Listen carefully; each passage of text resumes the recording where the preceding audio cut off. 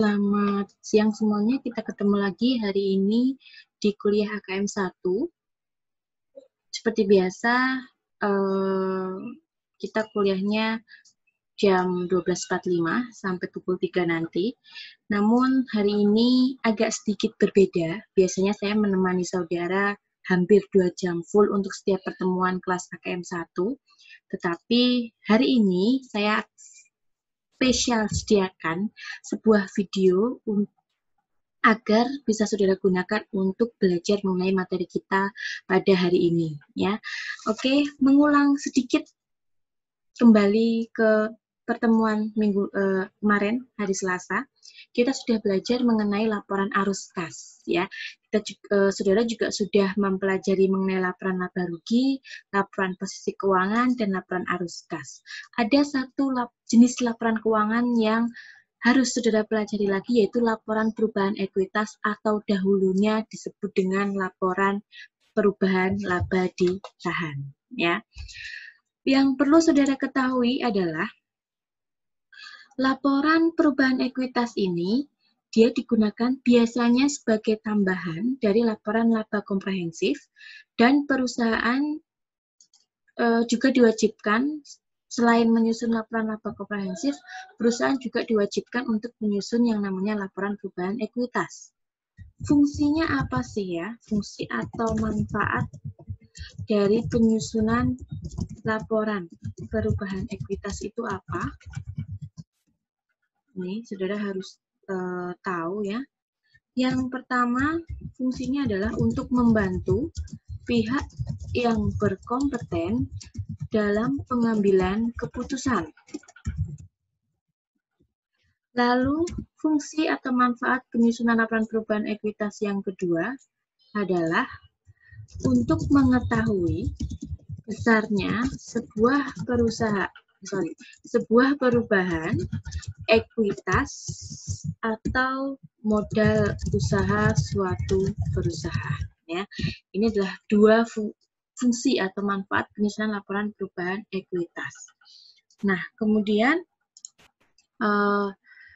fungsi atau laporan perubahan ekuitas itu sudah saudara ketahui. Nah, laporan perubahan ekuitas ini umumnya terdiri atas apa aja sih? Kemarin kan kalau laporan laba rugi itu berarti terdiri dari pendapatan dan seluruh beban. Sedangkan laporan posisi keuangan terdiri dari aset, liabilitas, dan ekuitas. Dengan laporan arus kas, itu terdiri dari arus kas dari aktivitas operasi, arus kas dari aktivitas investasi, dan arus kas dari aktivitas pendanaan. Nah, sedangkan laporan perubahan ekuitas terdiri dari yang pertama, modal saham. Ini bisa modal saham biasa, bisa modal saham preferen jika memang ada saham preferen. Ya. Bu, kalau ada dua-duanya gimana? Berarti perusahaan harus melaporkan modal saham biasa dan modal saham preferen. Jadi ada dua jenis modal sahamnya. Ya. Kemudian di laporan perubahan ekuitas itu juga perusahaan harus melaporkan premium saham. Bisa premium saham biasa, bisa premium saham preferen. Ya. Yang ketiga, perubahan mengenai laba ditahan. Dan yang keempat, jika ada, harus melaporkan akumulasi pendapatan komprehensif lainnya. Ini adalah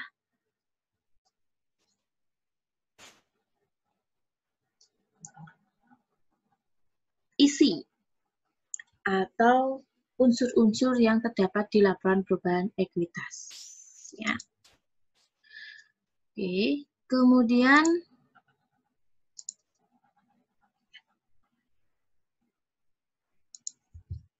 saudara untuk mengikuti kuliah hari ini, saudara bisa download dulu sebelumnya PowerPoint yang sudah saya share di web STIKPN di daftar materi, yaitu mengenai laporan perubahan ekuitas. Ya. Di sini dikatakan bahwa laporan perubahan ekuitas itu diwajibkan sebagai tambahan laporan laba komprehensif. Nah, umumnya terdiri apa aja tadi sudah saya catatkan ya.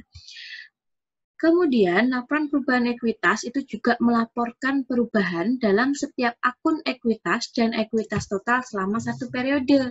Contohnya, melaporkan perubahan laba komprehensif dalam satu periode, atau kontribusi penerbitan saham dan distribusi dividen kepada pemilik, dan yang ketiga adalah rekonsiliasi nilai buku setiap komponen ekuitas dari awal menjadi akhir periode. Ya. Tidak banyak hal yang harus diperhitungkan di laporan perubahan ekuitas.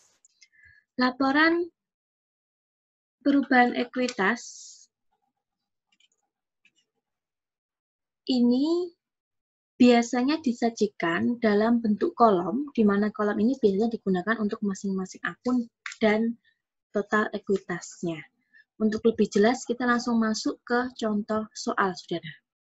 Saudara bisa lihat di sini contoh soalnya. Data perusahaan Finskill yang berkaitan dengan ekuitas posisi 1 Januari 2011 adalah sebagai berikut.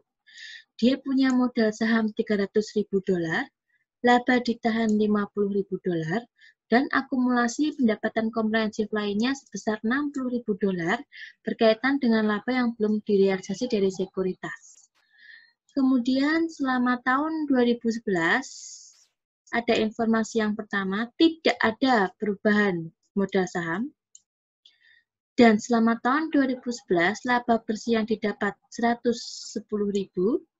Kemudian laba yang belum direalisasi dari sekuritas non-trading ada $30.000. Hati-hati, ada informasi tambahan, dividen dibagikan sebesar $10.000.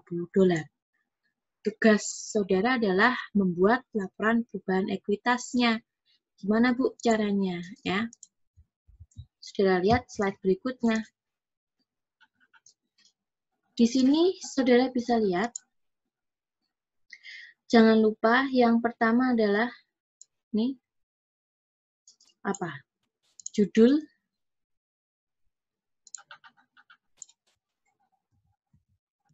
laporan keuangan. Jangan lupa selalu saudara tuliskan dulu judulnya. Ya. Ada nama perusahaan, nama laporannya, kemudian periodenya. Jangan lupa ya. Kemudian saudara bisa lihat di sini bagian dari laporan perubahan ekuitas adalah namanya aja perubahan, laporan perubahan. Perubahan itu kan berarti dari awal sampai dengan akhir itu kan pasti ada perubahan atau enggak. Sehingga di laporan perubahan ekuitas, hal pertama yang harus saudara laporkan atau saudara cantumkan dalam laporan tersebut adalah beginning balance atau saldo awal. Ya. Di sini ada saldo awal.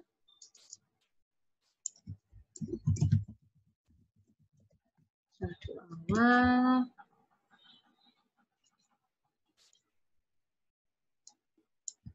Ini ya, ada saldo awal. Ini, kemudian ada total comprehensive income atau total pendapatan bersih, ya, atau total pendapatan bersih. Ini yang saudara catat sendiri di catatan saudara ya. Ini total comprehensive income. Kemudian ada dividen, dan yang terakhir adalah saldo akhir. Sehingga di laporan perubahan ekuitas, di sini ingin melihat apakah saldo awal dari masing-masing akun ekuitas itu berubah atau tidak. Nah, sehingga harus ada saldo awal dan saldo akhir, saudara. Kemudian di bagian kolomnya, saudara lihat yang saya kotakin ini, yang pertama adalah share capital ordinary. Jadi di kolom pertama itu saudara ingin melihat apakah modal saham, ini kebetulan ordinary, jadi modal saham biasanya itu berubah atau enggak. Jadi yang pertama saudara akan melihat saldo awal dan saldo akhir untuk modal saham biasa itu berubah atau tidak. Yang kedua adalah laba ditahan. Yang ketiga adalah laba belum direalisasi dari sekuritas non-trading. Dan yang terakhir adalah total ekuitas. Jika ada pertanyaan misalnya, Bu, apakah laporan perubahan ekuitas itu harus ada ini? Harus ada modal saham, harus ada laba ditahan, dan laba belum direalisasi dari sekuritas non-trading. Cara mengerjakannya bagaimana? Oke, saudara lihat nih. Saudara lihat soalnya, ya. Ada informasi nggak di situ? Berapa saldo awal untuk modal saham biasa Vegil Incorporation? Nih, saudara lihat.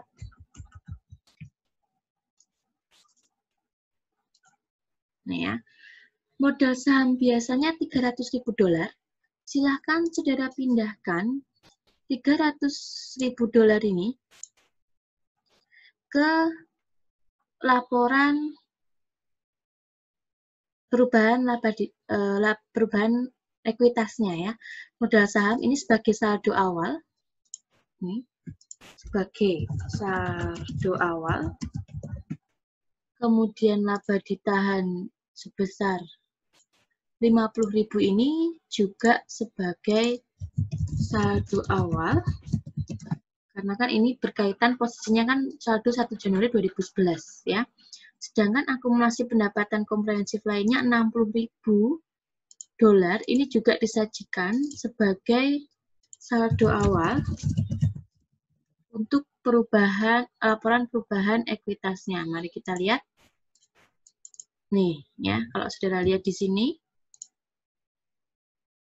Nih, beginning balance-nya 300.000, 50.000 dan 60.000. Ini semua adalah saldo awal. Sekali lagi, Bu, informasinya didapat dari mana? Informasi didapat dari soal, yaitu saldo per 1 Januari 2011 ya. Kan 1 Januari kan awal periode ya. Oke. Kemudian kalau sudah, silakan saudara total jumlahnya itu berapa. Jadi 410.000 ini didapat dari $300.000 ditambah $50.000 ditambah $60.000 ya. Jadi ketemu total ekuitasnya 410.000. Sampai sini paham ya. Kemudian bagian yang kedua yaitu mengenai total comprehensive income atau total pendapatan komprehensif. Oke, coba saudara lihat. Di soal ada nggak selama tahun 2011 nih, kalau saldo awal saudara melihat di soal ini, data yang saya lingkari ini hanya informasi untuk saldo awal ya. Kemudian yang saya lingkari biru itu adalah informasi yang terjadi selama tahun 2011. Inilah yang akan saudara catat untuk melihat apakah saldo awal itu berubah atau tidak ketika di akhir periode ya. Yang pertama di sini dijelaskan tidak ada perubahan modal. Tidak ada perubahan modal saham, berarti itu artinya adalah apa? Saldo awal dan saldo awal modal saham sama dengan saldo akhirnya. Karena kan tidak ada perubahan modal saham, jadi artinya ini. Nah, informasi yang kedua, saudara bisa lihat di sini. Informasi yang kedua adalah laba bersih itu $110.000. Berarti ada perubahan laba bersihnya. Nah, laba bersih di sini, ingat laba itu dia sifatnya menambah atau mengurangi laba ditahan.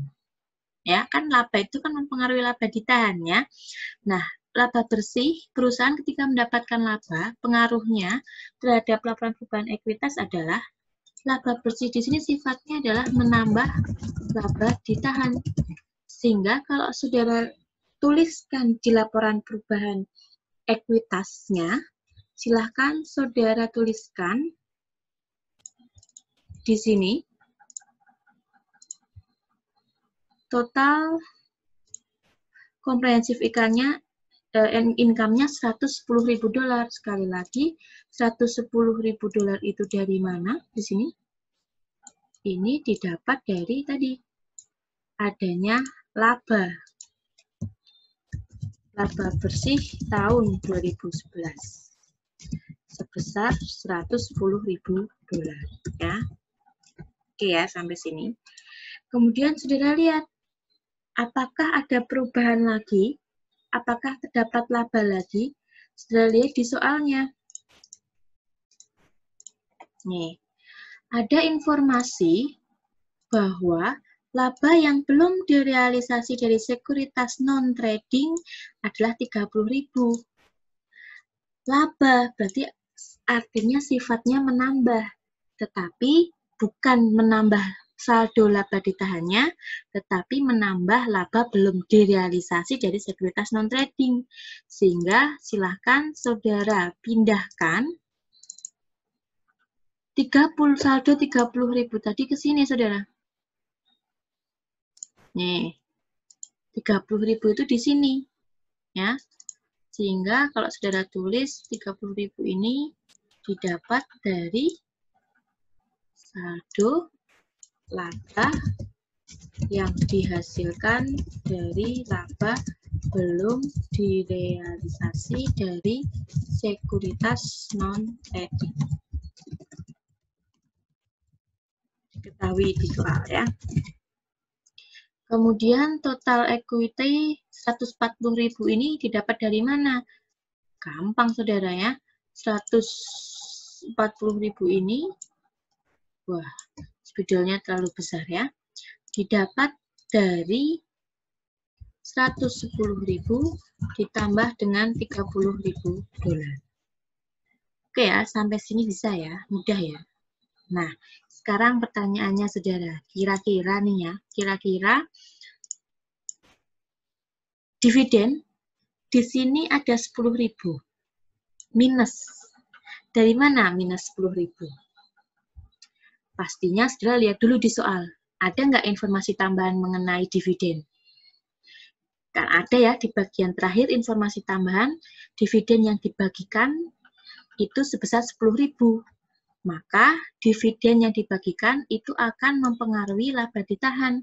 Saudara harus ingat teorinya bahwa perusahaan itu membagikan dividen, artinya laba ditahannya berkurang. Laba ditahan berkurang karena uangnya itu untuk atau bagian dari laba ditahan perusahaan itu digunakan untuk membayarkan dividen kepada pemegang saham. Sehingga ketika ada pembagian dividen, pasti akan mengurangi laba ditahan ya. Sehingga yang dibagikan berapa dividennya? 10.000. Sehingga pengaruhnya kepada laba ditahan itu pembagian dividen ini akan mengurangi laba ditahan ya. Jadi kalau 10.000 itu dari mana, Bu? Dividen sebagai pengurang laba ditahan ya. Kalau dibagi dividennya 10.000 ya berarti minus 10.000 ya. Kemudian hati-hati untuk dividen itu Bu pasti selalu akan hanya mempengaruhi laba ditahan. Iya. Modal sahamnya gimana Bu? Dividen sekali lagi tidak akan mempengaruhi modal saham. Atau unrealized gains on available for sales itu enggak. Hanya laba ditahan saja ya. Sehingga di sini ada total ekuitas 10.000 minus 10.000 itu dari mana? Ya karena di bagian modal saham ini tidak ada pengaruhnya dari dividen dan dari laba belum direalisasi itu juga tidak ada pengaruhnya dari dividen sehingga tinggal saudara jumlahkan aja. Sehingga total ekuitasnya adalah minus 10.000. Oke deh, selesai saudara ya. Kemudian ketemulah apa? Saldo akhir. Nih, saldo akhir di sini 300.000 dari mana? Nih, karena tadi di informasi tambahan ada informasi bahwa modal saham itu tidak ada perubahan sama sekali. Kalau tidak ada perubahan, berarti kan saldo awalnya itu tidak berubah, ya, sama dengan saldo akhir. Sehingga saldo awal 300.000, saldo akhirnya pasti 300.000 rupiah. Ya. Nah, kemudian laba ditahan.